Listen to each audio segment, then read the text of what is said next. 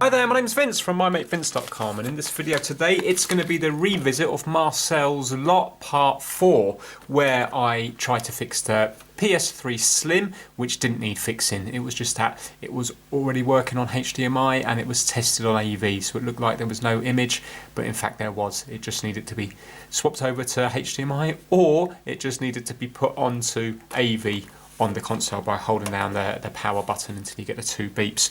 But this one here was the PlayStation 3 FAT. Here we go. This one here. And basically on this one I changed over just one lot of capacitors in place of the NEC Tokin capacitor that was there. So I just put electrolytic in just to see if it would work, and they did work. You can just see them sticking up through here, growing out like a big tree. So I ordered some up from eBay, and I did actually just get cheap ones. So it was £2.99 for 10 of them. So very cheap, because a lot of other places you're looking at about £1 per capacitor. Now I hope that these are all genuine and stuff. I don't know when it comes to components such as this whether there is a market for fake ones or not. I do not know. But these ones are AVX, and you can see there they're 470 UF 6.3 volt. So I've got quite a few of them because I actually have another PlayStation 3 that I would like to do as well. So what I'm going to do is I'm going to unsolder these capacitors here, and then I'll be able to reuse them on something else. And in their place I'm going to put 4 of these. Now also what I'm going to do is I'm going to take off the NEC Tokin capacitor next to this one as well, and then I think I'm just going to put 3 of these in their place, because each of these capacitors are 1200 microfarad and these are 470 each. So I'm thinking 4 on one, 3 on the other, and it should be ample, even if the ones on the other side have drifted off their original capacitance. If not, it's not a problem. I'll leave room. I can always put the 4th one on there and see what happens. Now, how long this is going to last, I haven't got a clue. It might last a day, it might last a week, it might last for years. I really do not know. Hopefully by taking off the other one I don't ruin it completely, but I'm going to take off those 2. Now a lot of people recommend you should also take the 2 off for the CPU as well. I'm not going to do that. I'm purely going to take off the 2 for the graphics chip, and I can worry about the CPU later if it starts failing again. So right, let me just fast forward through the dismantling of this.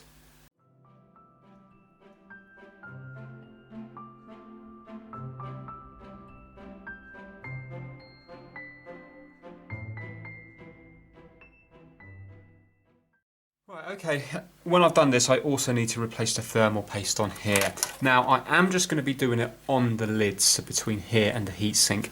I'm not going to be de-lidding these. You can de-lid them by heating them up and then you can pry them off, both of them. But I'm not going to do that, and I'll tell you why. Yes, I've got thermal paste, but I haven't got thermal adhesive.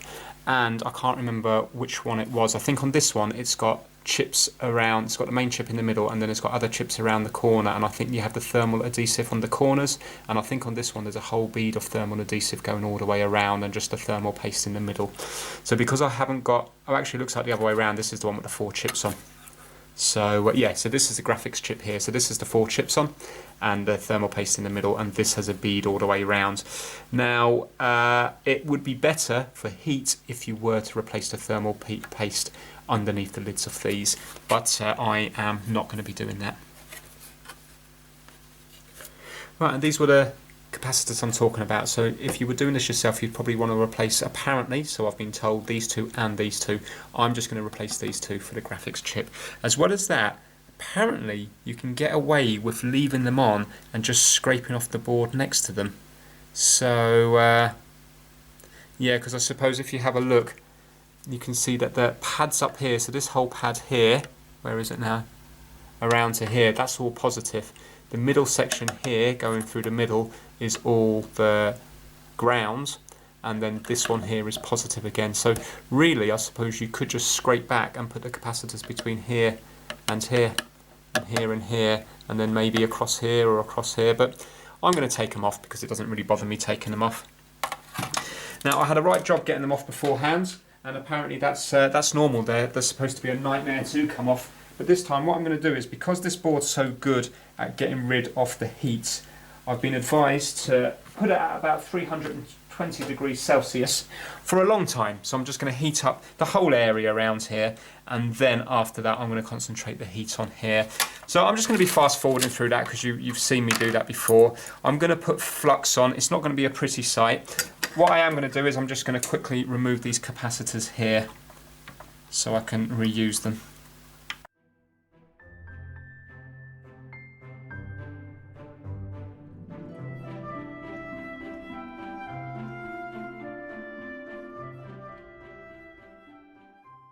Okay, I've got my hot air set to 320 degrees Celsius, and I'm just going to go 4 out of 8. And I'm just going to spend a long time basically just going around in big circles around here, just trying to get a little bit of heat into this board here.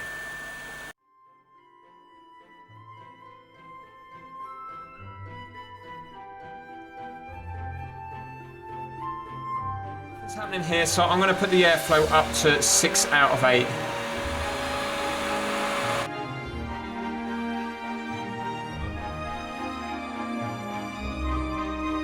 Solder and melting, but the thing is there's the heat's not getting underneath it, underneath the hole, you know, because there's a rail going all the way across, isn't there? This board's just really thick and it's really good at getting rid of all the heat.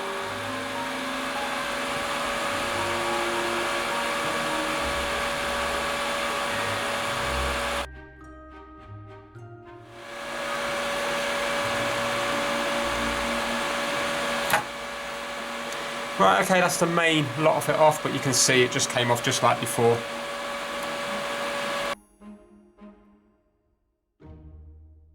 I'm just going to rub my soldering iron up and down it just to see what's left.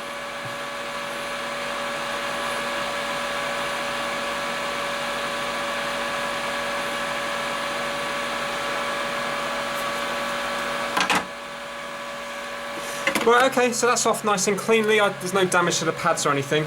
So now, while it's still very warm, I'm going to add solder to the pads.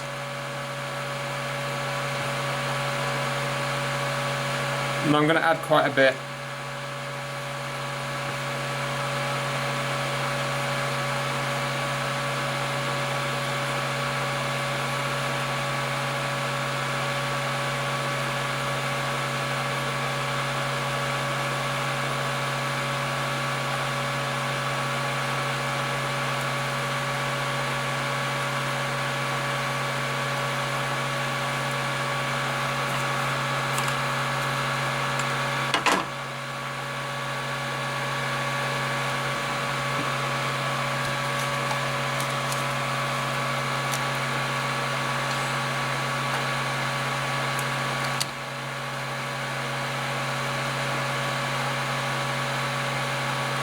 Right, I'm just adding some more flux to that. So I know my soldering iron's going to struggle on this because of the amount of heat that the board sucks up.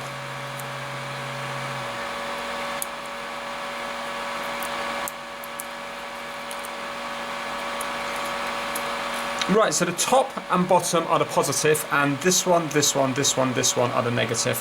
Now on these ones here, the ones with the line are the positive. So it's going to have to be something along those lines there.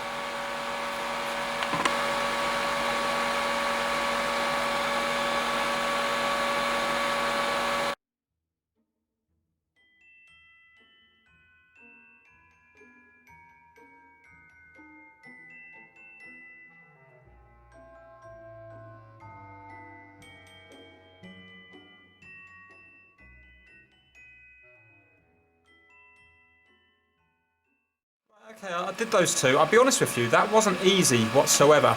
I think it would be easier if I didn't have the solder on the actual pads because they're not sitting correctly. So what I'm going to do is I'm going to get some, I think I'm going to get some solder braid and get rid of the pads from the bottom, because as you can see they have gone on and I have got big blobs of solder. I'm sure they are going to make a connection. They just look horrible. So let's try it now without the solder on there. I thought it would be easier, but again, because the heat disappears so quick, it's not really helping me much, I don't think, by having that.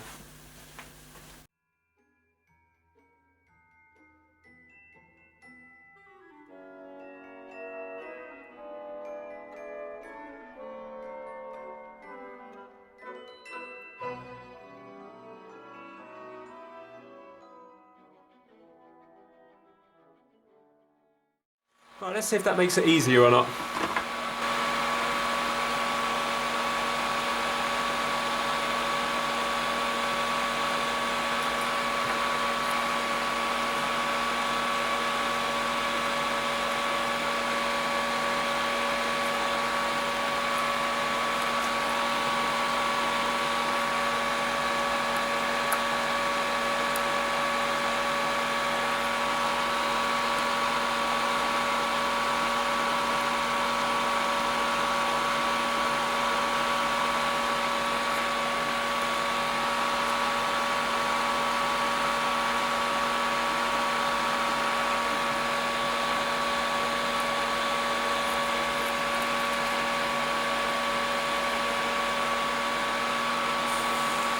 Yeah, I think that went on easier.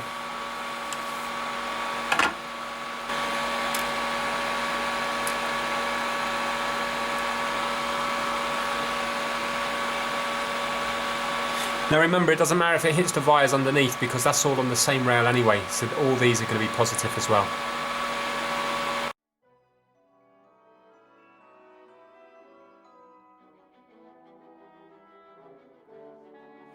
Right, so now I have to do exactly the same with the other one as well.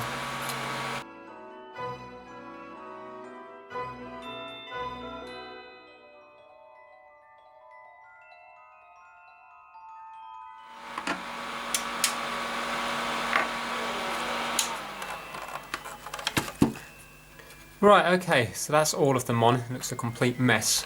But let's clean it up with IPA and then see what it looks like then.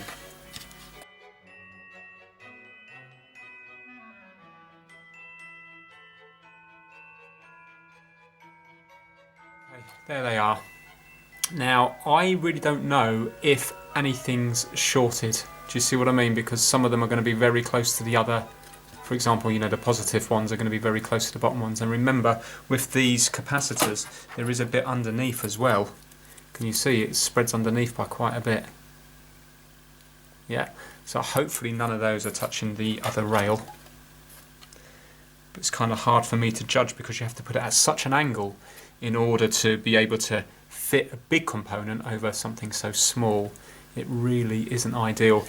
I think, you know, it probably would be a better job to just, because the top, we can still have the positive on the bottom and keep them all straight and just scrape away all this mask in the middle and then just solder that straight on so they're all straight. Do you see what I mean? So just get a fiberglass pen, scrape all this away and then just put them that way because they're all connected anyway. And then you know 100% that you haven't shorted anything. So for example, look, if you were just to go from the top there to here, you know, to any one of them. Weird thing on here is they were all shorting anyway when I was testing it before. So I can't test for shorts now, do you know what I mean? Because it's just, the meter's just going to go off anyway. Right, now what I need to do is I need to clean off the thermal paste on here and on the heatsink, and then, you know, the fan part, and then put new thermal paste on, put it back together, and I'll only do it temporary to begin with, see if it's working, and then if it is, I can do it, put it back together properly then. Do you know what? I completely forgot myself. I was only going to do 3 on this side.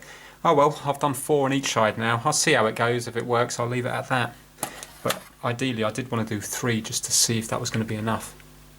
Right, before I put the thermal paste on, I'm just going to put it back together just to see if it is turning on. If it is, then I'll take it apart and then put the thermal paste, because I haven't got a huge amount of it and I don't really want to waste it if this is just going to be flashing red again.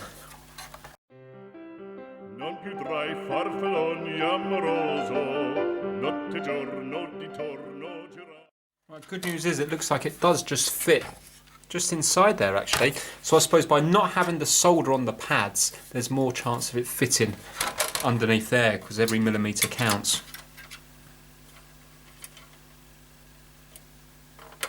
What I'll do is when I put that back together properly, I'll put a little bit of tape over it.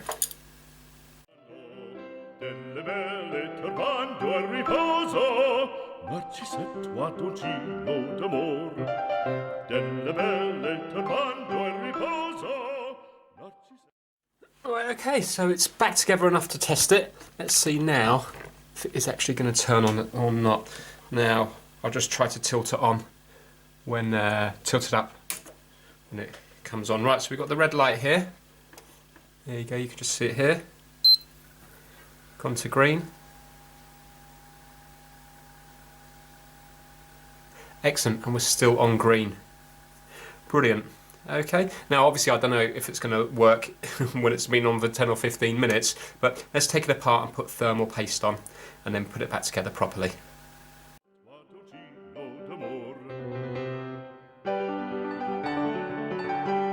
Non più avrai questi bei panacchini, quel cappello leggero galante, quella chioma, quella... Amazingly, after all these years, the thermal paste is still soft, which is really good news, because that means then that hopefully, because I'm not de-lidding it, the thermal paste might still be okay underneath it.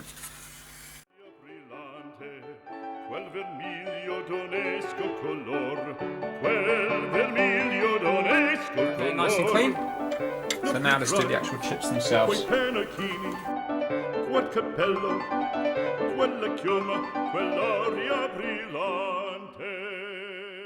Right, and they're done as well. You can just see the last bit of IPA just evaporating off there. Right, so you can see there RSX, that's the graphics, and that's the CPU.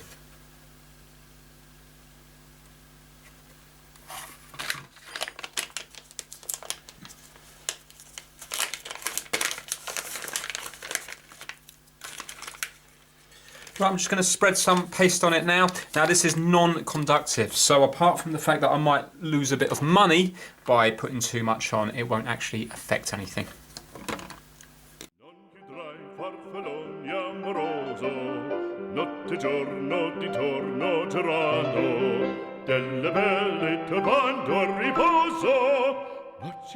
Okay, that's a nice even covering, and it's a very, very, very, very thin covering because it's just to take out if there's any imperfections where the heatsink goes on it.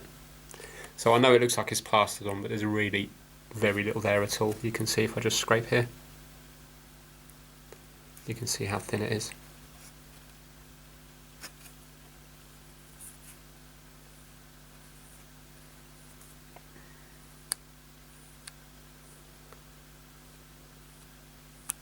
Right, let's pop the tops on.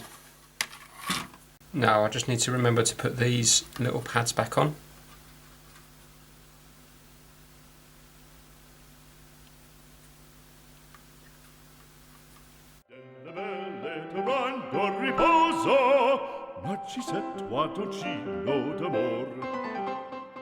First, I'm just going to use some Kapton tape to cover up these capacitors here.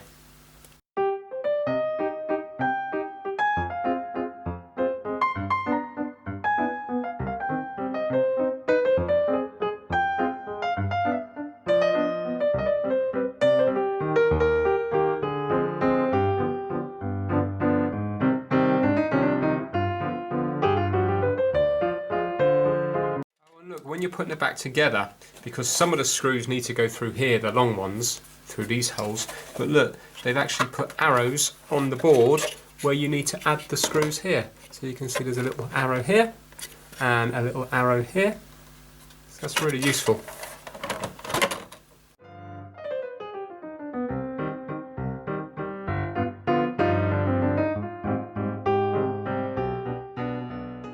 Let's just give it a clean and get rid of this sticker up here.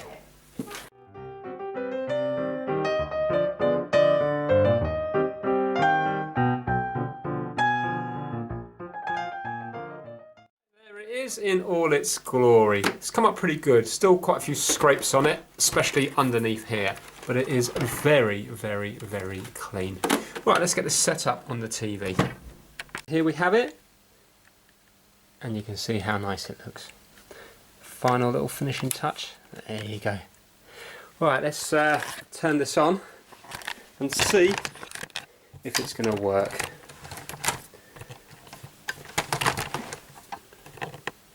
Right, so turn it on at the back. Yeah, we've got the little red light here. We've got the green. Let's see if it displays on TV.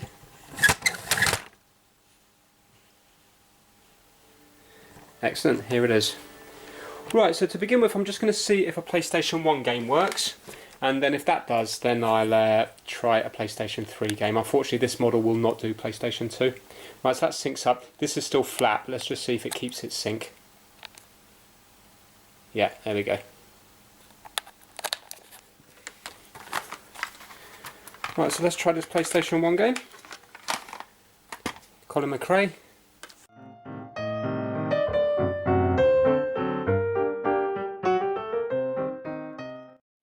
Right, okay, so that appears to be working. I have to use a D-pad rather than the analog stick because there's a setting you need to change from memory.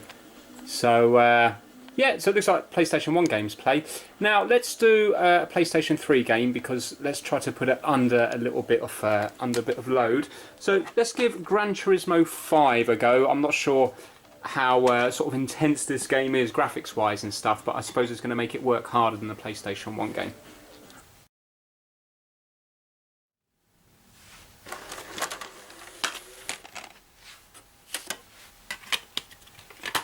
I tell you what though, so far it is running lovely and quiet, and the disc and everything isn't making much noise. It wants me to do an update to play this game. I'm going to see if I can play another game. Annoyingly, I did have to update it. Weird thing is, I'm not connected to the internet, so I'm not quite sure what happened, but when I clicked OK to everything and agreed to everything, it then allowed me to play the game. Now, I'm playing Gran Turismo 5, and the fans kicked in a lot. Listen to that.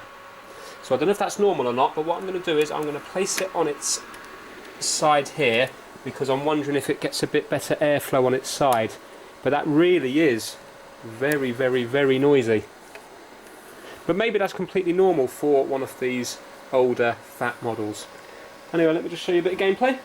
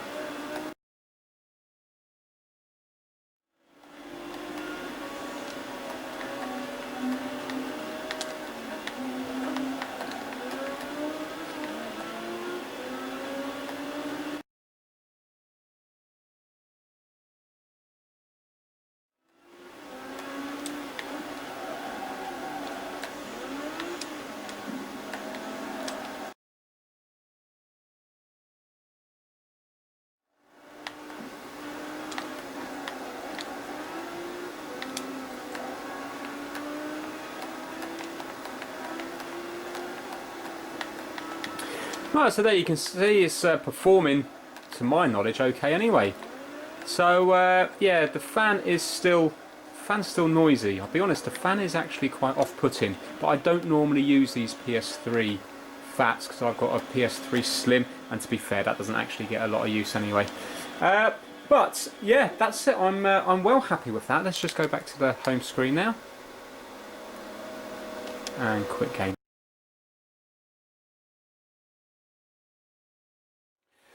Well, I suppose time will tell on how long this fix is going to last.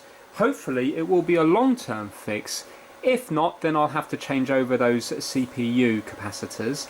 And if not, maybe there will eventually be problems with the chips again, like people said in the past. But certainly on this one anyway, 100% it was fixed from just changing that one capacitor over. I know I've changed two now.